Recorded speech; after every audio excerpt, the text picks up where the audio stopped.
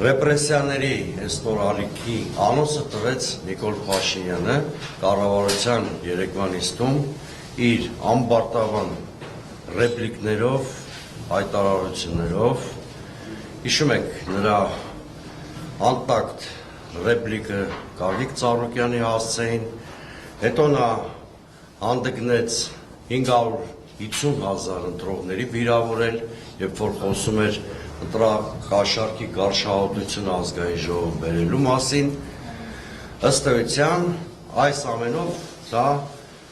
եւ բոլոր նրան ճանաչողները գիտեին, անուսավորում էր բռնությունների ու ռեպրեսիաների նոր փուլ։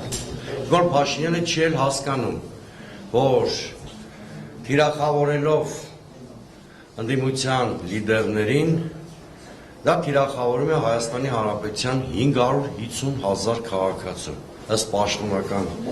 տվյալների հենց այդքան ձայն են հավաքել ընդդիմադիր առանցքային կուսակցությունները։ Նիկոլ Փաշինյանը մի անգամ արդեն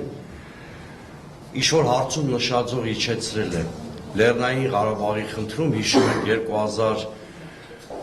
2022 թվականի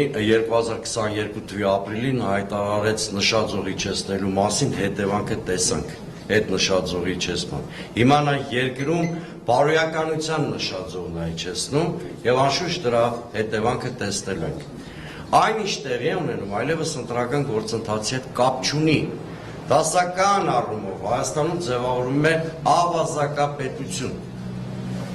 որտեղ այդ համակարգի առաջին դեմքը իր քմահաճույքներով որոշում է, որ քաղաքացիները ընտրելու իրավունք ունեն, որոնք չէ, որ կուսակցությունը պետք է անցնի խորհրդարան, որը չէ։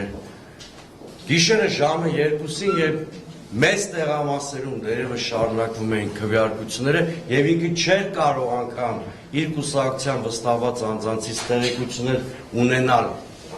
ընտրությունների ավարտական պատկերի մասին, նա արդեն իրեն հաղթող հռչակեց եւ մյուսներին պարտված զանազան որակումներով։ Ես ուզում եմ Նիկոլ Փաշինյանին հստակ մի ուղերձ ցրել։ Այն ինչ որ